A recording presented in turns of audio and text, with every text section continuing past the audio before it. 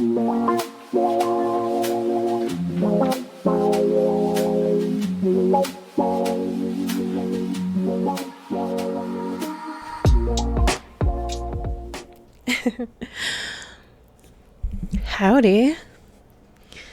You remember me? It's been forever. It's been like, I don't even know, 3 weeks? 4 weeks? Jesus, I have no idea. All I have to say is, I miss you guys. I missed you so much. I went through some shit. I won't get into details, but there was, a little bit of scare there. I was in the hospital. I had a procedure. But it was fine. I'm good now. And I'm back. And it feels so good. Sorry, I just had to get some titty shakes in. Those of you who get the full experience. And those of you who don't. I love you anyway. Either way, I love you. It's fine. It's okay.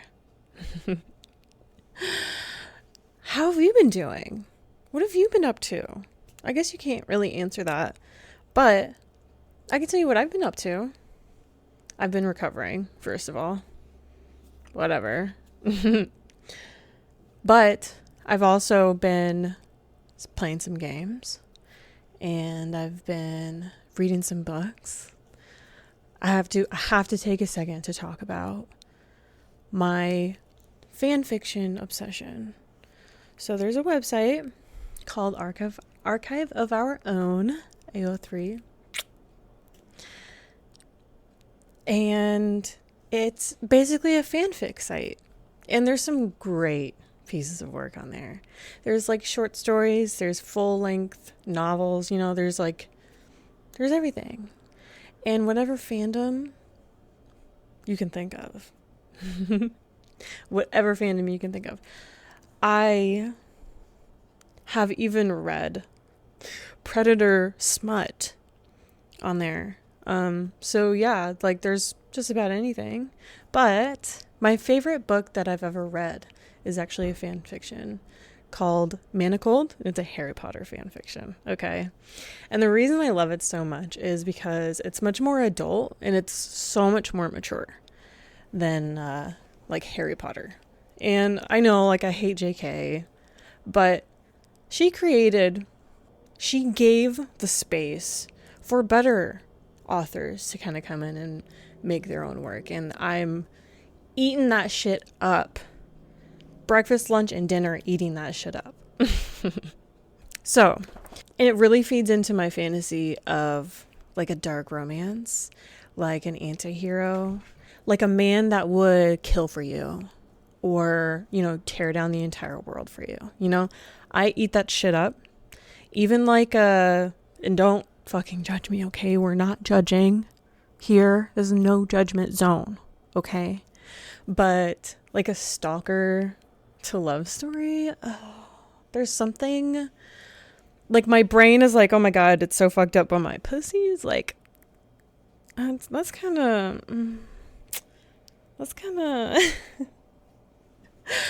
Don't judge me, okay?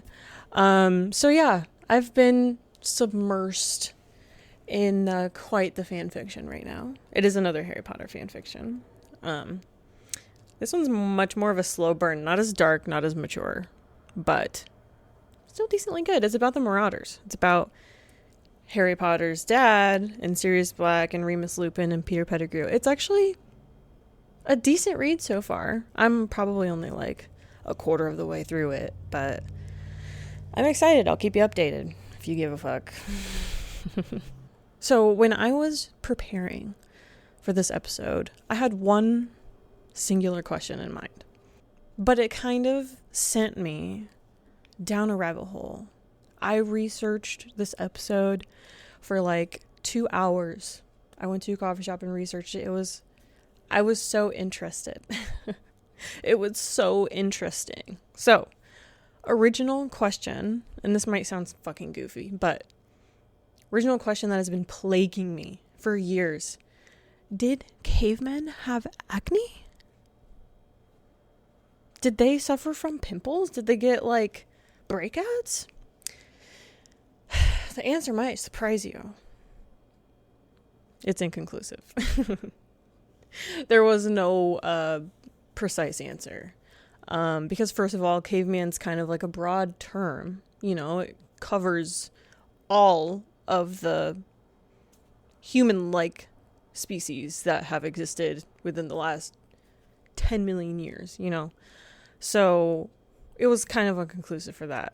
I guess mainly I was thinking like Neanderthals, you know, like the most recent human-like species or whatever. But there is like some tells to kind of be able to guess whether or not they suffered from acne, such as lifestyle and diet are definitely a huge factor. There's obviously was no processed sugar or even, you know, preservatives in their food back then. They were probably just eating like fresh meat and fruits and vegetables, you know?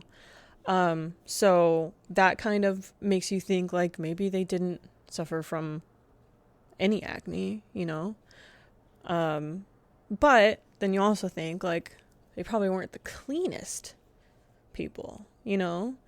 Homo Neanderthals probably didn't have soap in showers. So that kind of makes you, maybe they did have a little bit of acne. You know, maybe it just wasn't as prevalent back then. Who the fuck knows? But that question kind of led me down a rabbit hole. Okay, so we're going to talk about the history of the human race. Not just Homo sapiens. Not just Homo Neanderthals. Not just Homo erectus. I have to practice saying this. It's Australopithecus enamensis. That is the earliest human-like species that we are going to be talking about today. So, I'm sure most of you have heard the term Neanderthal, which is the most recent human-like species in existence. They existed about 400,000 years to 40,000 years ago. So quite some time, you know. In the grand scheme of things, it's not that long. Because this was a timeline that lasted 8 to 10 million years. So, Neanderthals are fairly recent in the grand scheme of things. And speaking of it, us humans, you know, we've only had our, you know, like this level of comprehension, I suppose is the word I want to say, for the last 12,000 years, which is a very short time, you know, in the grand scheme of things. So, anyway, Neanderthals, well, you know, basically looked like Homo sapiens, humans, but they were more shorter and stockier to be able to survive in the colder weathers. Their faces were wider. They had broad cheekbones. They also had similar life expectancy, which was kind of cool and surprising for me, because I was doing this research and nowhere did it say like the life expectancy for them on the National Geographic website or whatever I was looking at the moment. And so I did like a separate Google search, and it was like it's basically the same as like Homo sapiens, you know. And the way that they measured that is like the size of our skull, like in a 28-year-old Neanderthal versus a 28 Homo sapien.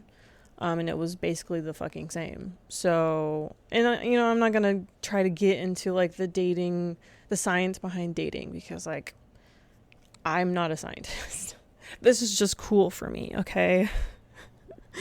So, anyway, so before Neanderthals, and this is even before Homo erectus, which is like another well-known human-like species.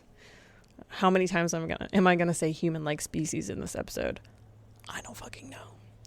But about 4 million years ago is when human-like species, and this is the Australopithecus enamensis, that's the name of the species, that is around the time when that species existed, and they were able to walk fully upright and climb trees easily, you know, in like an ape-like way. They still had, you know, like different joints than what we have today, because that's like a big factor of how they measure it, like in closeness to us, is like how the ankle joints are structured, and how the femur is, like how long it is, and you know, things like that. So their bodies were built to both walk upright on the ground and also climb trees, which I think is really fucking cool. It's like peak human, you know? Like, imagine if we could, you know, walk as such, but then also like climb a tree like it's nothing. I know, like, we can still climb trees, but it's, you know, my hands are small. How can I grip? I can barely grip a dick. How am I gonna grip a fucking branch? Anyway. So yeah, I'm thinking that's like peak human form, at least in my opinion. Yeah, you can say like, oh, they weren't as smart. We're so smart now, blah, blah, blah. Yeah, and look where that's gotten us. Look at the state of us right now. So, peak human 4 million years ago, Australopithecus inamensis. And so, going forward in, like, human history is, like, the main points. Like, when we were walking upright, when we discovered fire, when our brains developed, and when we started agriculture. We only discovered fire 800,000 years ago, which is insane to me, you know, because, like I said, in the grand scheme of things, that's really not that long. We've only, like, Australopithecus inamensis, they didn't have fire. That was 4 million years ago. They had a very long time before they discovered fire. A very long time. Those poor, cold creatures. Although the earth might have been not as cold. I don't know. I don't know the history of our climate. That's one thing that I did not look into when I was researching this. So anyway, discovered fire 800,000 years ago. The first human-related species that is believed to have fire is Homo erectus, which they are from Africa. I don't remember exactly what part of Africa, but they're the first to have, like, mostly human-like body proportions. So that's when, like, the ankle joint developed structurally the way it is for the most part now. The hip joint as well, and I believe the wrist joint was another big one. So 800,000 years ago is when we started to look how we do now, which is really cool, you know? And so going even more forward in human history is when we discovered that we could control agriculture. And one might say that is the birth of capitalism was 12,000 years ago. Because it's the idea that you can hoard wealth and resources and food and trade it for labor. That's the beginning of the end, in my opinion. And, you know, of course, we might not have been doing that 12,000 years ago. Maybe we were just controlling the agriculture in order to, like, get the food that we needed at the moment. So I won't say that 12,000 years ago is the beginning of the end. But the idea, I'm going to say it again, the idea in which people hoard resources and food and trade it for labor, that is not okay in my eyes. And that, whenever we started doing that, is the beginning of the end of humanity, in my opinion. Because you shouldn't have to work for food. I mean, beyond hunting and gathering, You shouldn't have to like do work that you wouldn't be doing otherwise in order to eat and have shelter, you know? I think that food is a universal right, and I think that everyone should have easy access to food. And I'm sorry that I went on a capitalism rant in the middle of me talking about cavemen, but you can't get past it, okay? Whatever. So, that's the end of my little caveman rant. I just thought that it was really cool seeing the timeline in front of me, because I had no idea like how long it really took for us from being standing upright versus like crawling like apes. How long it in between it was that we discovered fire and that we started controlling agriculture and whatnot. So if you find that interesting, I fuck with you. I like you. I think we'll get along. So yeah.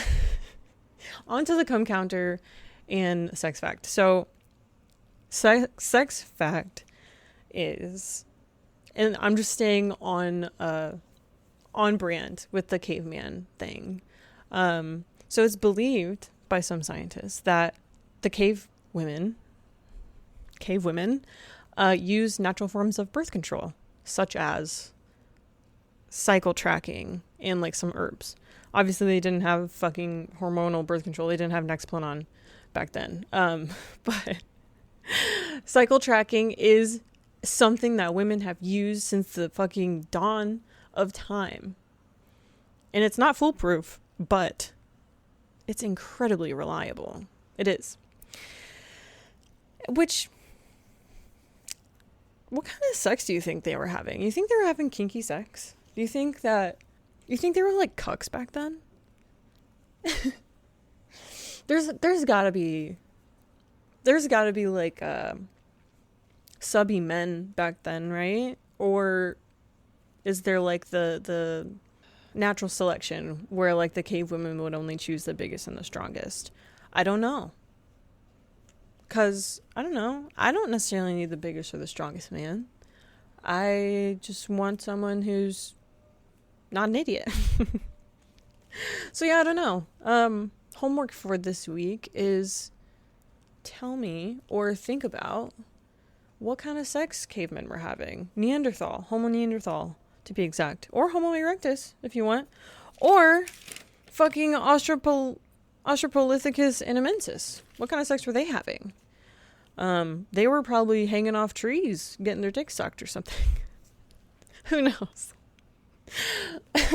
So, to the cum counter, because life has been lifing the way that it has been, I have not been keeping track of my orgasms. I have not been tallying it up. But if I had to take a wild guess, over over the last 3 or 4 weeks, I would say that it's at least 20. At least. Yeah. Which obviously not my greatest numbers, not my best, but you know, life is, you know, lifing. So, but I plan on getting back to it this week. I'm literally going to start tallying today, and I will have updated numbers for you next week. Okay. I'm sorry, boss. I'm sorry. I'm so sorry, boss. I'll have the reports for you next week. You can punish me if you want. Just kidding. Or am I not? I don't know. I like punishment sometimes. So anyway, so I think that'll do it for me, team. It was a good episode. I was interested the whole time. I hope you were too. But yeah, I'll see you next week. Remember, you're awesome. And if anyone says otherwise, they probably just need a little snack. You know, they probably just need a snack, and maybe a little nappy nap. And then, they'll be better. check back and see how they feel then, okay? All right. Be good, please. Bye.